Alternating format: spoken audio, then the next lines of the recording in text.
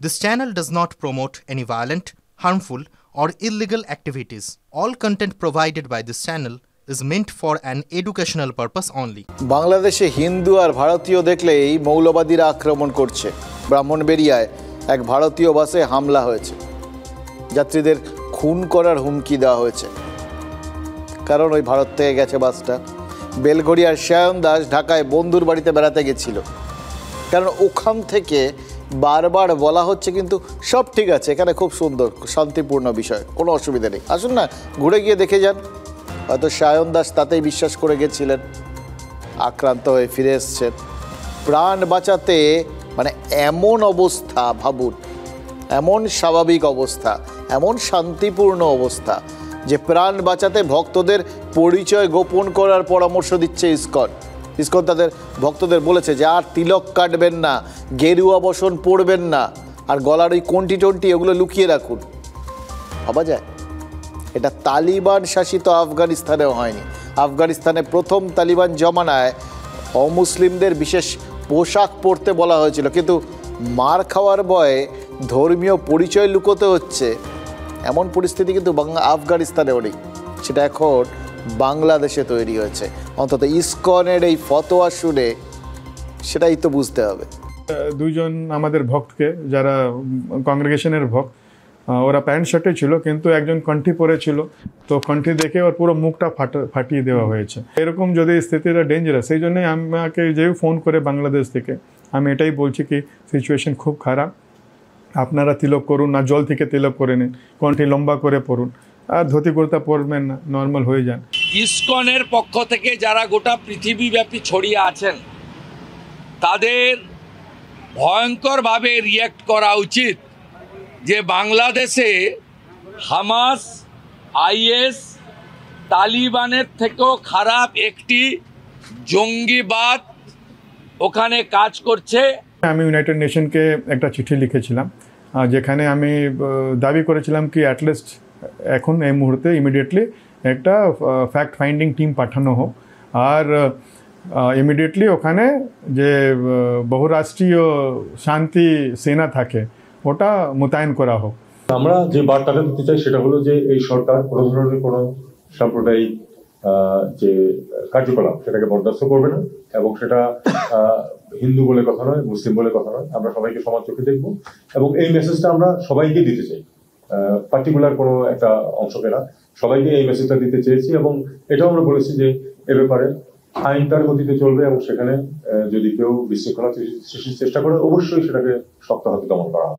বাংলাদেশের পররাষ্ট্র উপদেষ্টা তৌহিদ হোসেনের কথার প্যাচটা একবার খেয়াল করলেন? খেয়াল করে দেখুন, অবস্থা বেগতিক দেখে মোহাম্মদ ইউনূস এই ভদ্রলোককে মাঠে নামিয়েছেন। বিদেশি সংবাদ মাধ্যমের কাছে তিনি প্রতিশ্রুতি দিচ্ছেন সাম্প্রদায়িক কার্যকলাপ নাকি বরদাস্ত করা হবে না। মানে সব সম্প্রদায়কেই তিনি এই মেসেজটা দিতে চান, কিন্তু এরপর এই ভদ্রলোকই সাংবাদিক বৈঠক করে কি বলবেন? বলবেন যে চিন্ময় কৃষ্ণ যিনি ধরা পড়েছেন, মানে যাকে গ্রেফতার করা হয়েছে, তিনি সাম্প্রদায়িক কার্যকলাপ করছিলেন। আমরা তো বলেছি যে ধর্মের রং না দেখে ব্যবস্থা নেব। আমরা ধর্ম বা রং এই সমস্ত কিছু দেখিনি, আমরা দেখেছি ও রাষ্ট্রদ্রোহী, তাই জন্য তার বিরুদ্ধে ব্যবস্থা নিয়েছি। আসলে ব্যাপারটা কি জানেন?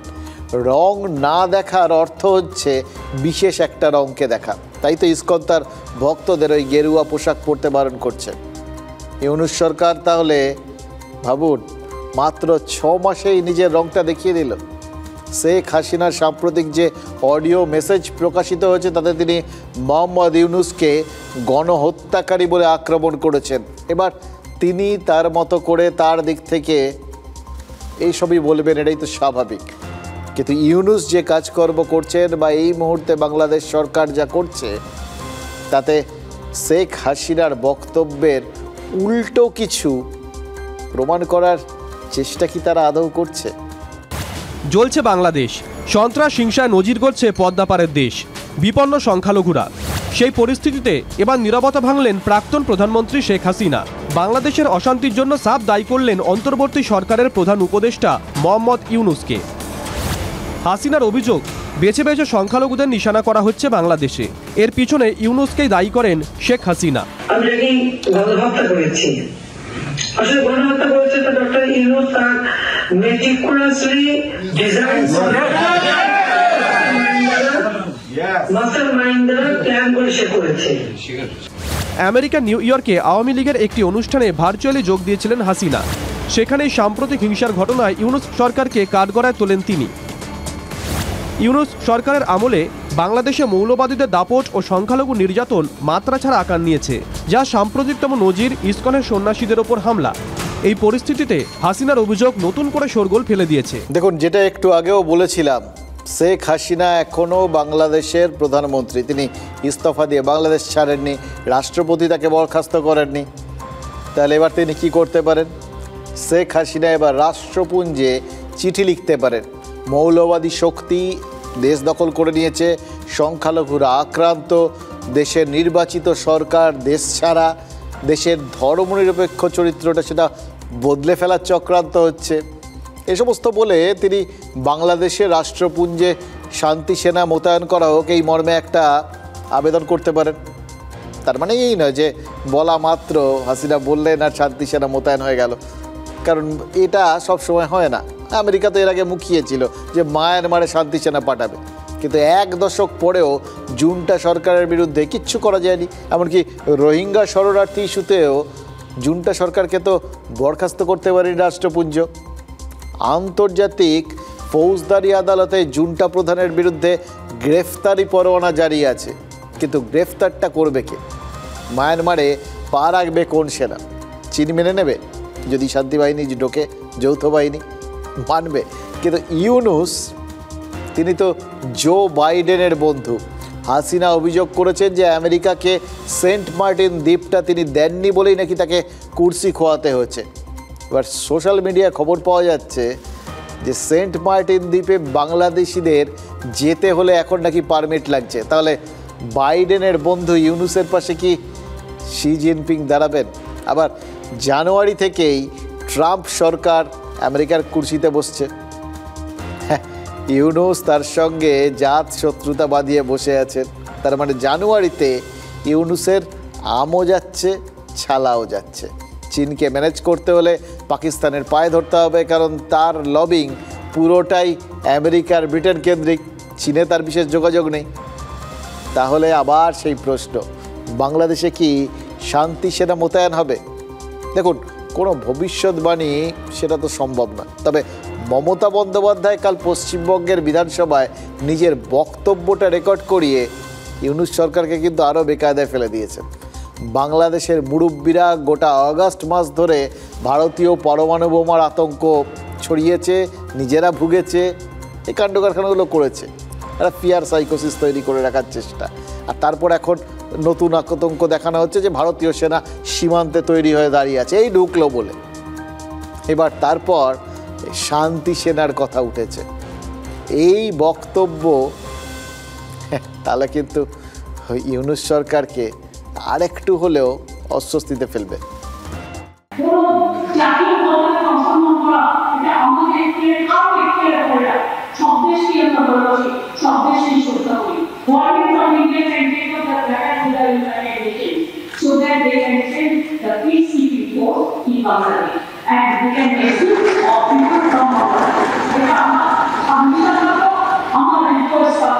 উনি এই বক্তব্য কেন দিলেন এটা আমি ঠিক বুঝতে পারছি না। এটা তার যে ইলেকটোরেট সেটা আমি জানি। কাজে আমি ব্যক্তিগতভাবে মনে করি যে এটা তার জন্য খুব সঠিক পদক্ষেপ না রাজনৈতিক দৃষ্টিভঙ্গি থেকে। রাজনীতিবিদরা তো সবসময় রাজনৈতিক দৃষ্টিকোণ থেকেই বক্তব্য দিয়ে থাকেন। আমি মনে করি যেটা পশ্চিমবঙ্গের রাজনীতিতে তার অবস্থানের জন্য এটা হয়তো সহায়ক হবে। বাংলাদেশের পররাষ্ট্র উপদেষ্টা কীরকম বললেন, মমতা বন্দ্যোপাধ্যায়কে যারা ভোট দেন তাদের কথা ভেবে শান্তি সেনার প্রস্তাব মেনে নেওয়া, মানে প্রস্তাবটা দেওয়া উচিত নয়। তার মানে কি? বাংলাদেশের পররাষ্ট্র উপদেষ্টা পশ্চিমবঙ্গে হিন্দু মুসলিম বিভাজনের চেষ্টা করলেন। মমতা বন্দ্যোপাধ্যায় বাংলাদেশে শান্তি সেনা রাখার প্রস্তাব দিলে তার ভোটদাতারা রুষ্ট হবেন। তাহলে কি পররাষ্ট্র উপদেষ্টা তিনি স্বীকার করে নিলেন যে বাংলাদেশে হিন্দুদের উপর নির্যাতন চলছে? তার মানে মোহাম্মদ ইউনূসের পররাষ্ট্র উপদেষ্টা তার নিজের এবং ইউনূসের মুখোশটা খুলে ফেললেন।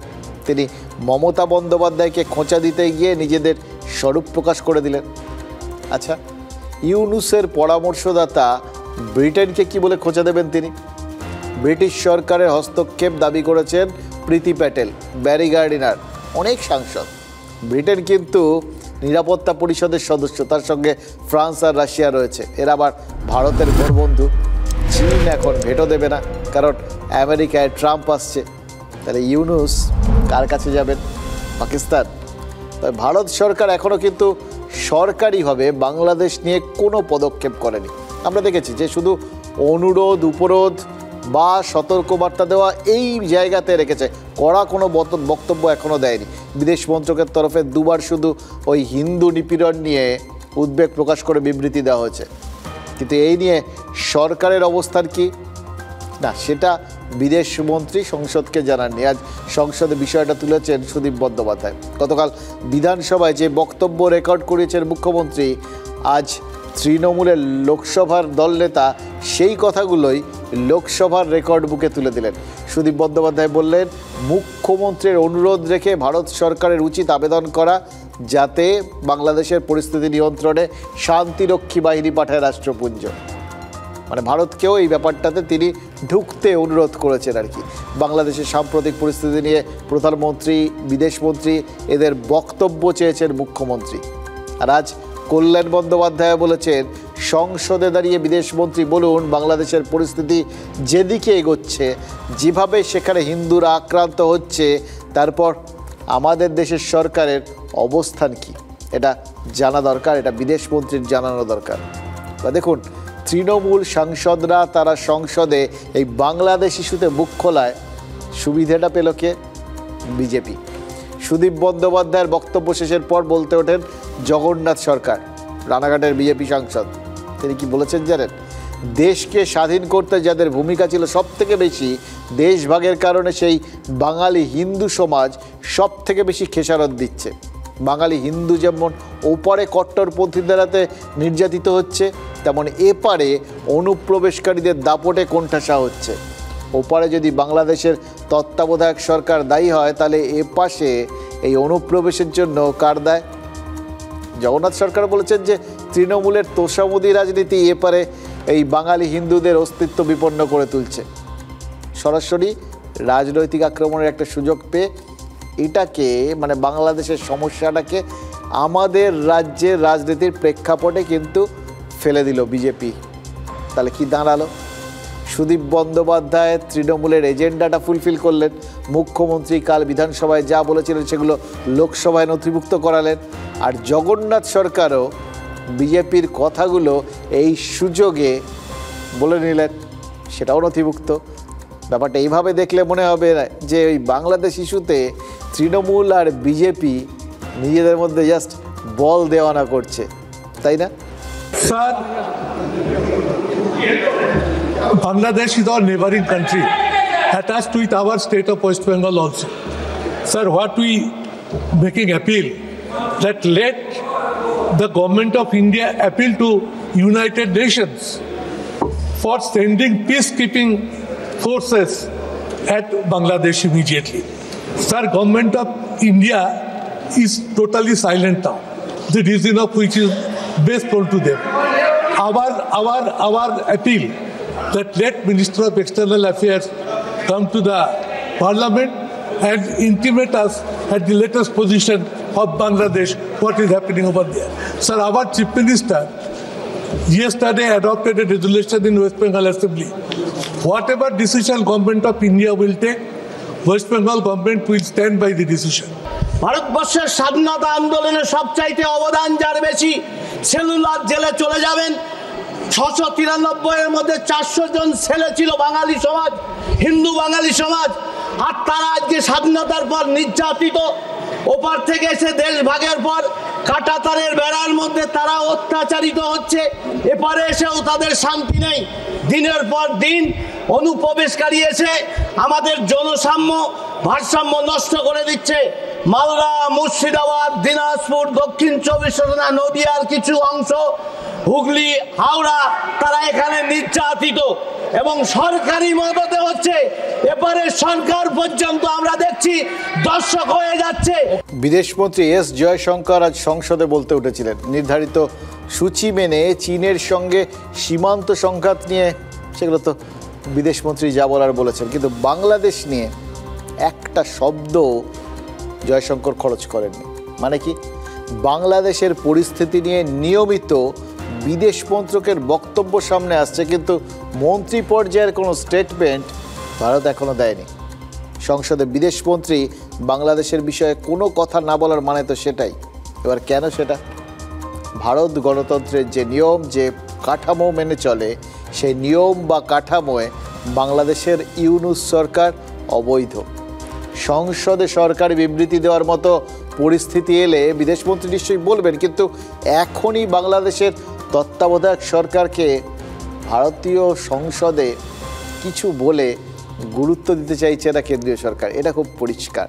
এবং তা সত্ত্বেও দেখুন, সংসদে সুদীপ বন্দ্যোপাধ্যায় বাংলাদেশ প্রসঙ্গ উত্থাপন করছেন। কেন? সুদীপ বন্দ্যোপাধ্যায় যখন বলছিলেন তখন তার আশপাশটা খেয়াল করেছেন?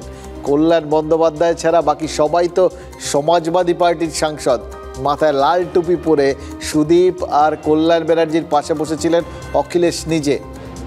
বিরোধী ইন্ডি জোটের দ্বিতীয় বৃহত্তম দল এই সমাজবাদী পার্টি, আর তৃতীয় বৃহত্তম দল তৃণমূল কংগ্রেস। এই দু দলের সাংসদরা যখন সংসদের অধিবেশনে উপস্থিত ছিলেন তখন ইন্ডি জোটের বাকিরা কোথায় ছিলেন? কোথায় বাদ থাকবেন? সংসদের বাইরে। আদানি বিতর্কে আজও অধিবেশন থেকে ওয়াকআউট করেছিলেন রাহুল গান্ধীরা। একমাত্র রাহুলকে সঙ্গ দেয়নি এই তৃণমূল আর সমাজবাদী পার্টি। সুদীপ বন্দ্যোপাধ্যায় বলেছেন যে বিরোধী জোট আজ কি করবে সেটাই নাকি তাদের জানানো হয়নি।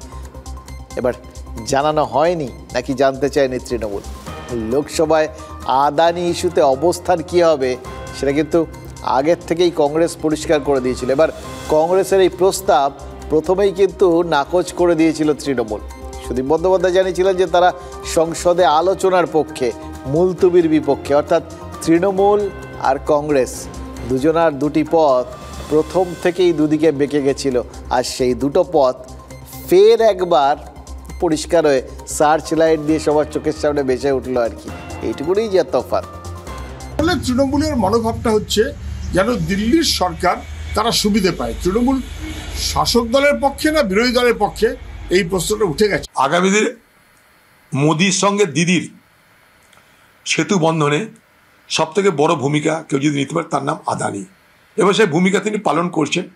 তাই দিদির সঙ্গে মোদির কোনো সংঘর্ষ নেই। ইন্ডি জোটের অস্তিত্ব কোথাও নেই। হ্যাঁ, একে অপরের বিরুদ্ধে লড়াই করছে। হ্যাঁ, সর্বত্র, শুধু পশ্চিমবঙ্গে নয়। আরে একমত হতে পারে না বলেই তো 1998 সালের 1 জানুয়ারি কংগ্রেস থেকে তৃণমূলের আনুষ্ঠানিক জন্ম। তো সুতরাং সব ব্যাপারে যদি একমতই হবে তাহলে দুটো দল আলাদা হবে কেন? তো রণকৌশলগত বহু তফাৎ থাকতেই পারে।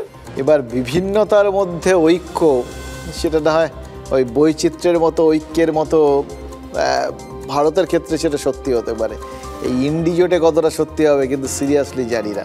এই সংসদে কংগ্রেসের সাথে তৃণমূল সমাজবাদী পার্টির এই দূরত্বকে কিন্তু বিজেপি আবার যথারীতি ফাটল হিসেবেই দেখছে।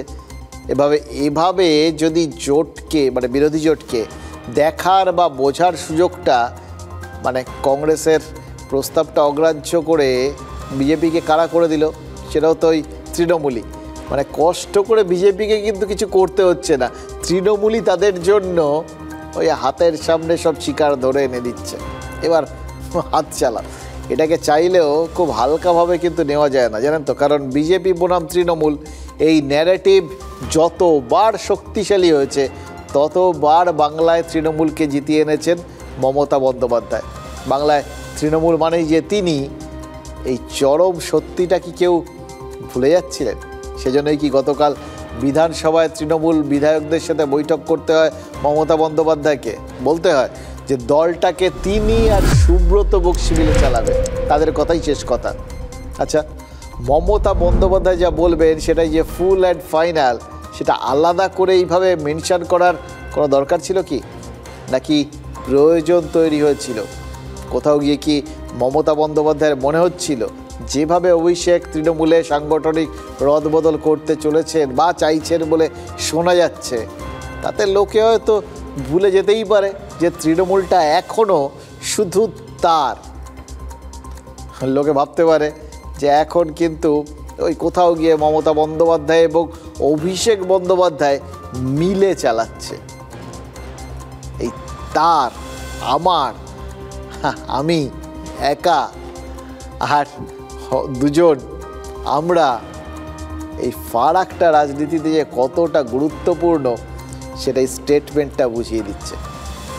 যেভাবে দুই হুমায়ুন কবির রাজ্য মন্ত্রিসভায় অভিষেক বন্দ্যোপাধ্যায়ের অন্তর্ভুক্তি চেয়ে মুখ খুলেছিলেন, এমনকি পুলিশ দফতরটা অভিষেকের হাতে তুলে দেওয়ার কথা বলেছিলেন, তাতে কি কোথাও গিয়ে 2000 সালে ওই জ্যোতি বসুর মন্ত্রিসভায় উপমুখ্যমন্ত্রী আর পুলিশ মন্ত্রীর দায়িত্ব পাওয়া বুদ্ধদেব ভট্টাচার্যের কথা মনে পড়ে গেছিল তৃণমূল নেত্রী?